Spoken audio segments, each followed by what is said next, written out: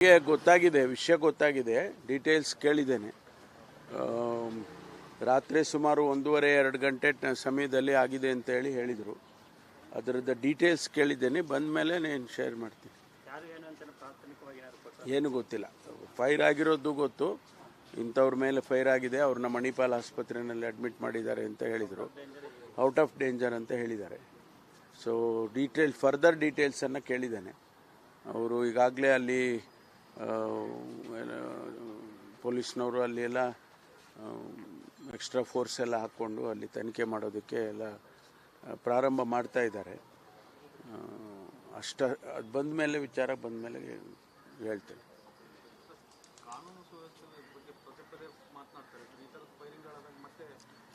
ನೋಡ್ರಿ, ನಾನು ಏನಾದ್ರು ಹೇಳಿದ್ರೆ ನೀವು ಅದನ್ನು ತೀರ್ಚಿ ನಿಮಗೆ ಬೇಕಾದಂಗೆ ಬರ್ಕೊಂತೀರ, ಗೊತ್ತಾಯ್ತಾ?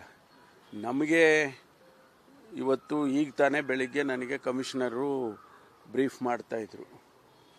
ಎಲ್ಲ ಪ್ಯಾರಾಮೀಟರ್ಸ್ ಏನಿದೆ ಅದೆಲ್ಲ ಕಡಿಮೆ ಆಗಿದೆ. ಕಳೆದ ವರ್ಷಕ್ಕೆ ಹೋಲಿಕೆ ಮಾಡಿದರೆ ಎಲ್ಲ ಕಡಿಮೆ ಆಗಿದೆ, ಇನ್ಕ್ಲೂಡಿಂಗ್ ಸೈಬರ್ ಕೇಸಸ್ಸು ಕೂಡ ಕಡಿಮೆ ಆಗಿದೆ. ಲಾ ಆ್ಯಂಡ್ ಆರ್ಡರು ಸರಿ ಇಲ್ಲ ಅಂತ ಅಂದರೆ ಯಾವ ಆಧಾರದ ಮೇಲೆ ಹೇಳೋದು? ಅದನ್ನು ಹೇಳೋರು ಕೂಡ ಯೋಚನೆ ಮಾಡಿ ಹೇಳಬೇಕು. ಎಲ್ಲರಿಗೂ ಅವರವರ ಅಭಿಪ್ರಾಯ ಹೇಳಬೇಕು ಅಂತ ಹೇಳಿದ್ದಾರೆ. ಕೆಲವರು ಚರ್ಚೆಯಲ್ಲಿ ಭಾಗವಹಿಸಿದ್ರು ಮೊನ್ನೆ. ನಾವೆಲ್ಲ ಚರ್ಚೆ ಮುಂದುವರೆದಿದೆ. ಅವರವರ ಅಭಿಪ್ರಾಯಗಳನ್ನು ತಿಳಿಸ್ತಾರೆ. ಆಮೇಲೆ ಒಂದು ಅಭಿಪ್ರಾಯ, ಸರ್ಕಾರ ಒಂದು ತೀರ್ಮಾನವನ್ನು ತಗೊಳುತ್ತೆ. ಎಲ್ಲರ ಅಭಿಪ್ರಾಯ ಕೇಳಿದ ಮೇಲೆ ಸರ್ಕಾರ, ಮುಖ್ಯಮಂತ್ರಿಗಳು ಒಂದು ತೀರ್ಮಾನವನ್ನು ತಗೊಳುತ್ತೆ. It is going to be a cabinet decision, ಇಂಡಿವಿಜುವಲ್ಸ್ದಲ್ಲ, ಮುಖ್ಯಮಂತ್ರಿಗಳದ್ದು ಅಲ್ಲ. ಇದು ಕ್ಯಾಬಿನೆಟ್ ಡಿಸಿಷನ್ ಆಗುತ್ತೆ.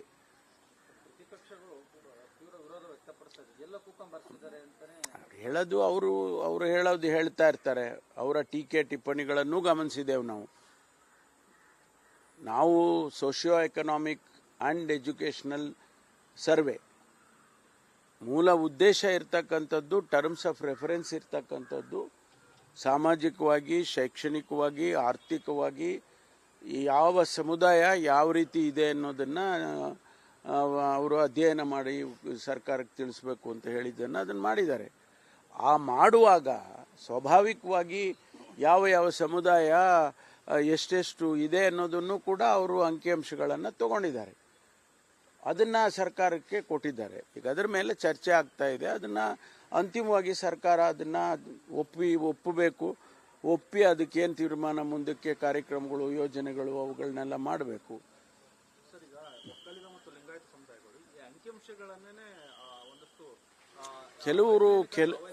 ಕೆಲವರು ಅವರ ಆತಂಕವನ್ನು ವ್ಯಕ್ತ ಮಾಡಿದ್ದಾರೆ. ನಮ್ಮ ಸಮುದಾಯ ಹೆಚ್ಚಿರಬೇಕಾಗಿತ್ತು, ಕಡಿಮೆ ಇದೆ ಅನ್ನುವಂಥ ಆತಂಕವನ್ನು ವ್ಯಕ್ತ ಮಾಡಿದ್ದಾರೆ. ನಾನು ಅದನ್ನು ಅಧ್ಯಯನ ಮಾಡಿದ ಮೇಲೆ ನನಗೆ ಅನಿಸಿದ್ದು, this is one of the most scientific enumeration of data ಇಲ್ಲಿ. ಯಾಕೆಂದರೆ ಅದನ್ನು ತಾವು ಯಾರಾದರೂ ಕೂಡ ನಿಮಗೆ ಸಿಕ್ಕಿದ್ರೆ ಅದನ್ನು ನೋಡ್ಬೋದು ನೀವು. ಬಹುಶಃ ನಿಮಗಾಗಲೇ ಅದು ನಿಮಗೆ ಸಿಕ್ಕಿದೆ ಅಂತ ಅಂದ್ಕೊಳ್ತೀನಿ ನಾನು. ಅವರು ಎಲ್ಲಿವರೆಗೆ ಅಂದರೆ, ಒಂದು ಕುಟುಂಬದಲ್ಲಿ ಒಂದು ಬೋರ್ವೆಲ್ ಹಾಕಿದರೆ ಆ ಬೋರ್ವೆಲ್ಲು ನೀರು ಬಂತಾ, ನೀರು ಬರಲಿಲ್ವಾ, ಒಣಗೋಗಿದೆಯಾ ಬೋರ್ವೆಲ್ಲು, ನೀರೇ ಸಿಕ್ಕಲಿಲ್ವಾ, ಇಂತಹ ಡೇಟಾನು ಕೂಡ ಅವರು ಕಲೆಕ್ಟ್ ಮಾಡಿದ್ದಾರೆ. ಆಮೇಲೆ ಡೇಟಾ ಕಲೆಕ್ಟ್ ಮಾಡಿದಾಗ ಆ ಮನೆಗೆ ಹೋಗಿ ಆ ಮನೆಯ ಡೇಟಾನ ತಗೊಂಡ ಮೇಲೆ ಸಿಗ್ನೇಚರ್ ಮಾಡಿದ್ದಾರೆ. ಅವ್ರ ಕೈಲಿ ಸಿಗ್ನೇಚರ್ ಮಾಡಿಸ್ಕೊಂಡಿದ್ದಾರೆ. ಆಮೇಲೆ ಅವರು ಸೂಪರ್ವೈಸರು, ಅವ್ರ ಮೇಲೆ ಇರ್ತಕ್ಕಂಥವ್ರು, ಅವರು ಸಿಗ್ನೇಚರ್ ಮಾಡಿ ಆ ಡೇಟಾನು ನಮ್ಮ ಹತ್ರ ಇದೆ. ಒಂದು ವೇಳೆ ನೀವು 1,37,00,000 ಕುಟುಂಬಗಳಿಗೆ ಭೇಟಿ ಕೊಟ್ಟಿದ್ದಾರೆ. ಅಷ್ಟು ಡೇಟಾ ವಿತ್ ಸಿಗ್ನೇಚರ್ ಇದೆ. ಅದೇನೋ ಬರ್ಕೊಂಡು ಬಂದರು, ಮರದ ಕೆಳಗಡೆ ಕೂತ್ಕೊಂಡು ಬರ್ಕೊಂಡು ಬಂದರು ಅಂತ ಹೇಳ್ತಾ ಇದ್ದಾರೆ ಅಂದ್ರಲ್ಲ ನೀವು. ಅದು ಮರದ ಕೆಳಗಡೆ ಕೂತ್ಕೊಂಡು ಮರ್ಕೊಂಬರಕ್ಕೆ ಆಗೋದಿಲ್ಲ ಅದನ್ನೆಲ್ಲ. ಆದ್ದರಿಂದ ಆ ಡೇಟಾ ಇವತ್ತು ಕಮಿಷನರೇಟಲ್ಲಿ ಇದೆ. ಅದನ್ನು ಯಾರು ಬೇಕಾದರೂ ನೋಡ್ಬೋದಲ್ಲ.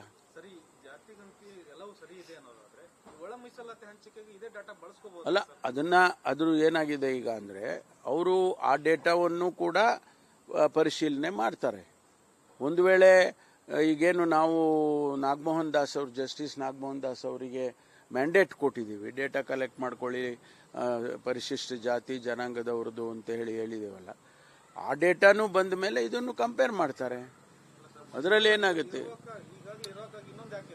ಅಲ್ಲ, ಈಗ ಬೇಕಾಗಿದೆ, ಈಗ ನಾವು ಅಲ್ಲೇ ಆದೇಶ ಮಾಡಿದ್ವಲ್ಲ, ಇದು ಆಗ ಮುಂಚೆ ತಾನೇ ಮಾಡಿದ್ದು ಅಲ್ಲಲ್ಲ, ವಾಪಸ್ ತಗೊಳ್ಳೋ ಅಗತ್ಯ ಇಲ್ಲ. ಈಗ ನಾವು ಹೇಳಿದ್ದೀವಿ, ಕಮಿಷನ್ಗೆ ಹೇಳಿದ್ದೀವಿ ಈಗಾಗಲೇ, ಮತ್ತೆ ಅದು ಗೊಂದಲ ಆಗುತ್ತೆ. ಅವರು ಮಾಡಲಿ, ಡಬಲ್ ಆದರೆ ಇನ್ನೂ ಒಳ್ಳೇದಲ್ವಾ. ಒಂದು ಸಮುದಾಯ ಒಳಪಂಗಡವನ್ನು ಗುರುತಿಸಕ್ಕೆ ಮತ್ತೊಂದು ಸಮೀಕ್ಷೆ ಮಾಡ್ತಾರೆ ಅನ್ನೋದಾದ್ರೆ, ನಮ್ಮ ಸಮುದಾಯನ ಗುರುತಿಸಕ್ಕೆ ಇನ್ನೊಂದು ಸಮೀಕ್ಷೆ ಅದು ಆ ಪ್ರಶ್ನೆ ಈಗ ಬರೋದು. ಅದು ಮೊದಲೇ ಬಂದಿದ್ರೆ ಅವ್ರು ಹೇಳೋದು ಸರಿ. ಈಗ ಬಂದಿದೆ ಆ ಪ್ರಶ್ನೆ. ನಮಗೆ ಮೊದಲೇ ಇದಾಗಿದ್ರೆ ನಾವು ಅದನ್ನೇ ಹೇಳ್ಬೋದಾಗಿತ್ತು, ಹೌದಪ್ಪ ಆ ಡೇಟಾ ಇದೆಯಲ್ಲ ಅದನ್ನ ಯೂಸ್ ಮಾಡಿ ಅಂತ. ಈಗ ನಾವು ಮೊದಲೇ ಆದೇಶ ಮಾಡಿ ಕಮಿಷನರೇಟ್ಗೆ ಹೇಳಿ ಇದು ಕಮಿಷನ್ ಮಾಡಿ ಅವ್ರಿಗೆ ನೀವು ಡೇಟಾ ಕಲೆಕ್ಟ್ ಮಾಡಿ ಅಂತ ಹೇಳಿದ ಮೇಲೆ, ಅವರು ಅರ್ಧ ಶುರು ಮಾಡಿದ ಮೇಲೆ ಈಗ ನಿಲ್ಸು ಅಂತ ಹೇಳಿದ್ರೆ ಅದು ಸರಿ ಕಾಣಿಸಲ್ಲ. ಅದನ್ನು ಮಾಡಲಿ, ಅದು ಕಂಪೇರ್ ಮಾಡೋಣ.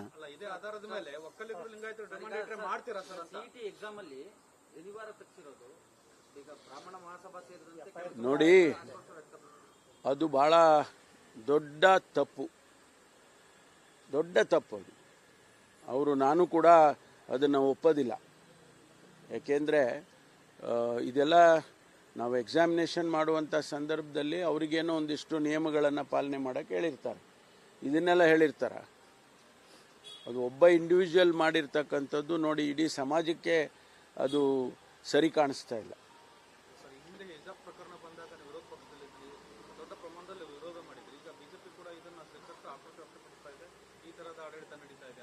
ಅಲ್ಲ, ಈಗ ನಾನು ಹೇಳಿದ್ನಲ್ಲ, ನಾನು ತಪ್ಪು ಅಂತ ಹೇಳಿದ ಮೇಲೆ ಇನ್ನೇನಿದೆ.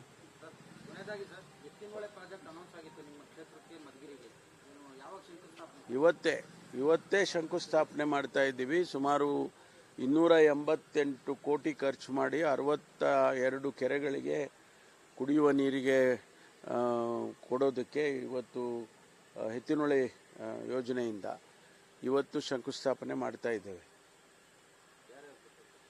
ಅಲ್ಲಿ ನಮ್ಮ ಜಿಲ್ಲೆಯ ಎಲ್ಲ ಶಾಸಕರು ಬರ್ತಾರೆ, ಮತ್ತು ಮೈನರ್ ಇರಿಗೇಷನ್ ಸಚಿವರು ಬರ್ತಾರೆ. ನಮ್ಮ ಜಿಲ್ಲೆಯ ಮಂತ್ರಿಗಳಾಗಿರ್ತಕ್ಕಂಥ ರಾಜಣ್ಣವರು ಬರ್ತಾರೆ. ಸೋಮಣ್ಣವ್ರನ್ನು ಕೂಡ ಕರೆದಿದ್ದೆ ನಾನು. ಸೋಮಣ್ಣವರು ಡೆಲ್ಲಿಯಲ್ಲಿದ್ದಾರೆ. ನಾವೆಲ್ಲ ಅಡಿಗಲ್ಲಿ ಹಾಕ್ತೀವಿ. Thank you. ಗೊತ್ತಾಗಿದೆ, ವಿಷಯ ಗೊತ್ತಾಗಿದೆ, ಡೀಟೇಲ್ಸ್ ಕೇಳಿದ್ದೇನೆ. ರಾತ್ರಿ ಸುಮಾರು 1:30-2 ಗಂಟೆ ಸಮಯದಲ್ಲಿ ಆಗಿದೆ ಅಂತ ಹೇಳಿದರು. ಅದರದ್ದು ಡೀಟೇಲ್ಸ್ ಕೇಳಿದ್ದೇನೆ, ಬಂದ ಮೇಲೆ ನಾನು ಶೇರ್ ಮಾಡ್ತೀನಿ. ಏನು ಗೊತ್ತಿಲ್ಲ. ಫೈರ್ ಆಗಿರೋದು ಗೊತ್ತು, ಇಂಥವ್ರ ಮೇಲೆ ಫೈರ್ ಆಗಿದೆ, ಅವ್ರನ್ನ ಮಣಿಪಾಲ್ ಆಸ್ಪತ್ರೆಯಲ್ಲಿ ಅಡ್ಮಿಟ್ ಮಾಡಿದ್ದಾರೆ ಅಂತ ಹೇಳಿದರು. ಔಟ್ ಆಫ್ ಡೇಂಜರ್ ಅಂತ ಹೇಳಿದ್ದಾರೆ. ಸೊ ಫರ್ದರ್ ಡೀಟೇಲ್ಸನ್ನು ಕೇಳಿದ್ದೇನೆ. ಅವರು ಈಗಾಗಲೇ ಅಲ್ಲಿ ಪೊಲೀಸ್ನವರು ಅಲ್ಲಿ ಎಲ್ಲ ಎಕ್ಸ್ಟ್ರಾ ಫೋರ್ಸ್ ಎಲ್ಲ ಹಾಕ್ಕೊಂಡು ಅಲ್ಲಿ ತನಿಖೆ ಮಾಡೋದಕ್ಕೆ ಎಲ್ಲ ಪ್ರಾರಂಭ ಮಾಡ್ತಾ ಇದ್ದಾರೆ. ಅದು ಬಂದ ಮೇಲೆ, ವಿಚಾರ ಬಂದ ಮೇಲೆ ಹೇಳ್ತೇನೆ.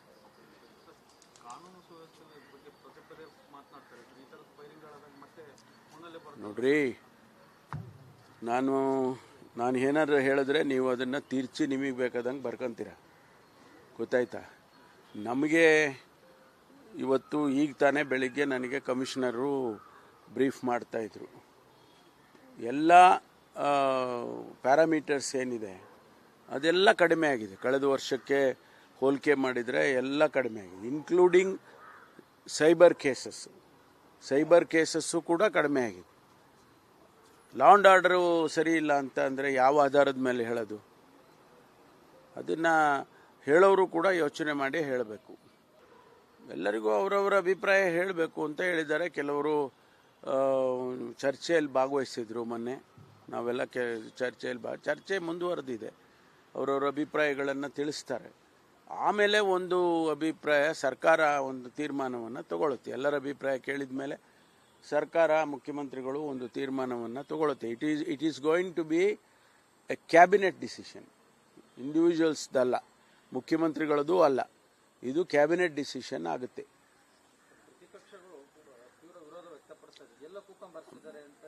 ಹೇಳೋದು ಅವರು ಹೇಳೋದು ಹೇಳ್ತಾ ಇರ್ತಾರೆ. ಅವರ ಟೀಕೆ ಟಿಪ್ಪಣಿಗಳನ್ನು ಗಮನಿಸಿದೆವು ನಾವು. ನಾವು socio economic and educational survey ಮೂಲ ಉದ್ದೇಶ ಇರ್ತಕ್ಕಂಥದ್ದು ಟರ್ಮ್ಸ್ ಆಫ್ ರೆಫರೆನ್ಸ್ ಇರ್ತಕ್ಕಂಥದ್ದು ಸಾಮಾಜಿಕವಾಗಿ, ಶೈಕ್ಷಣಿಕವಾಗಿ, ಆರ್ಥಿಕವಾಗಿ ಯಾವ ಸಮುದಾಯ ಯಾವ ರೀತಿ ಇದೆ ಅನ್ನೋದನ್ನು ಅವರು ಅಧ್ಯಯನ ಮಾಡಿ ಸರ್ಕಾರಕ್ಕೆ ತಿಳಿಸ್ಬೇಕು ಅಂತ ಹೇಳಿದ್ದನ್ನು ಅದನ್ನು ಮಾಡಿದ್ದಾರೆ. ಆ ಮಾಡುವಾಗ ಸ್ವಾಭಾವಿಕವಾಗಿ ಯಾವ ಯಾವ ಸಮುದಾಯ ಎಷ್ಟೆಷ್ಟು ಇದೆ ಅನ್ನೋದನ್ನು ಕೂಡ ಅವರು ಅಂಕಿಅಂಶಗಳನ್ನು ತಗೊಂಡಿದ್ದಾರೆ. ಅದನ್ನು ಸರ್ಕಾರಕ್ಕೆ ಕೊಟ್ಟಿದ್ದಾರೆ. ಈಗ ಅದರ ಮೇಲೆ ಚರ್ಚೆ ಆಗ್ತಾ ಇದೆ. ಅದನ್ನು ಅಂತಿಮವಾಗಿ ಸರ್ಕಾರ ಅದನ್ನು ಒಪ್ಪಬೇಕು. ಒಪ್ಪಿ ಅದಕ್ಕೇನು ತೀರ್ಮಾನ, ಮುಂದಕ್ಕೆ ಕಾರ್ಯಕ್ರಮಗಳು, ಯೋಜನೆಗಳು ಅವುಗಳನ್ನೆಲ್ಲ ಮಾಡಬೇಕು. ಸರ್, ಈಗ ಒಕ್ಕಲಿಗ ಮತ್ತು ಲಿಂಗಾಯತ ಸಮುದಾಯಗಳು ಈ ಅಂಕಿಅಂಶಗಳನ್ನೇ ಒಂದಷ್ಟು ಕೆಲವರು ಅವರ ಆತಂಕವನ್ನು ವ್ಯಕ್ತ ಮಾಡಿದ್ದಾರೆ. ನಮ್ಮ ಸಮುದಾಯ ಹೆಚ್ಚಿರಬೇಕಾಗಿತ್ತು, ಕಡಿಮೆ ಇದೆ ಅನ್ನುವಂಥ ಆತಂಕವನ್ನು ವ್ಯಕ್ತ ಮಾಡಿದ್ದಾರೆ. ನಾನು ಅದನ್ನು ಅಧ್ಯಯನ ಮಾಡಿದ ಮೇಲೆ ನನಗೆ ಅನಿಸಿದ್ದು this is one of the most scientific enumeration of data ಇಲ್ಲಿ. ಯಾಕೆಂದರೆ ಅದನ್ನು ತಾವು ಯಾರಾದರೂ ಕೂಡ ನಿಮಗೆ ಸಿಕ್ಕಿದ್ರೆ ಅದನ್ನು ನೋಡ್ಬೋದು ನೀವು. ಬಹುಶಃ ನಿಮಗಾಗಲೇ ಅದು ನಿಮಗೆ ಸಿಕ್ಕಿದೆ ಅಂತ ಅಂದ್ಕೊಳ್ತೀನಿ ನಾನು. ಅವರು ಎಲ್ಲಿವರೆಗೆ ಅಂದರೆ ಒಂದು ಕುಟುಂಬದಲ್ಲಿ ಒಂದು ಬೋರ್ವೆಲ್ ಹಾಕಿದರೆ ಆ ಬೋರ್ವೆಲ್ಲು ನೀರು ಬಂತಾ, ನೀರು ಬರಲಿಲ್ವಾ, ಒಣಗೋಗಿದೆಯಾ ಬೋರ್ವೆಲ್ಲು, ನೀರೇ ಸಿಕ್ಕಲಿಲ್ವಾ, ಇಂತಹ ಡೇಟಾನು ಕೂಡ ಅವರು ಕಲೆಕ್ಟ್ ಮಾಡಿದ್ದಾರೆ. ಆಮೇಲೆ ಡೇಟಾ ಕಲೆಕ್ಟ್ ಮಾಡಿದಾಗ ಆ ಮನೆಗೆ ಹೋಗಿ ಆ ಮನೆಯ ಡೇಟಾನ ತಗೊಂಡ ಮೇಲೆ ಸಿಗ್ನೇಚರ್ ಮಾಡಿದ್ದಾರೆ. ಅವ್ರ ಕೈಲಿ ಸಿಗ್ನೇಚರ್ ಮಾಡಿಸ್ಕೊಂಡಿದ್ದಾರೆ. ಆಮೇಲೆ ಅವರು ಸೂಪರ್ವೈಸರು ಅವ್ರ ಮೇಲೆ ಇರ್ತಕ್ಕಂಥವ್ರು ಅವರು ಸಿಗ್ನೇಚರ್ ಮಾಡಿ ಆ ಡೇಟಾನು ನಮ್ಮ ಹತ್ರ ಇದೆ. ಒಂದು ವೇಳೆ ನೀವು 1,37,00,000 ಕುಟುಂಬಗಳಿಗೆ ಭೇಟಿ ಕೊಟ್ಟಿದ್ದಾರೆ. ಅಷ್ಟು ಡೇಟಾ ವಿತ್ ಸಿಗ್ನೇಚರ್ ಇದೆ. ಅದೇನೋ ಬರ್ಕೊಂಡು ಬಂದರು, ಮರದ ಕೆಳಗಡೆ ಕೂತ್ಕೊಂಡು ಬರ್ಕೊಂಡು ಬಂದರು ಅಂತ ಹೇಳ್ತಾ ಇದ್ದಾರೆ ಅಂದ್ರಲ್ಲ ನೀವು. ಅದು ಮರದ ಕೆಳಗಡೆ ಕೂತ್ಕೊಂಡು ಮರ್ಕೊಂಬರಕ್ಕೆ ಆಗೋದಿಲ್ಲ ಅದನ್ನೆಲ್ಲ. ಆದ್ದರಿಂದ ಆ ಡೇಟಾ ಇವತ್ತು ಕಮಿಷನರೇಟಲ್ಲಿ ಇದೆ. ಅದನ್ನು ಯಾರು ಬೇಕಾದರೂ ನೋಡ್ಬೋದಲ್ಲ. ಸರಿ, ಜಾತಿ ಗಣತಿ ಎಲ್ಲವೂ ಸರಿ ಇದೆ ಅನ್ನೋದಾದ್ರೆ ಒಳ ಮೀಸಲಾತಿ ಹಂಚಿಕೆಗೆ ಇದೇ ಡಾಟಾ ಬಳಸ್ಕೋಬಹುದು ಅಲ್ಲ. ಅದ್ರ ಏನಾಗಿದೆ ಈಗ ಅಂದರೆ ಅವರು ಆ ಡೇಟಾವನ್ನು ಕೂಡ ಪರಿಶೀಲನೆ ಮಾಡ್ತಾರೆ.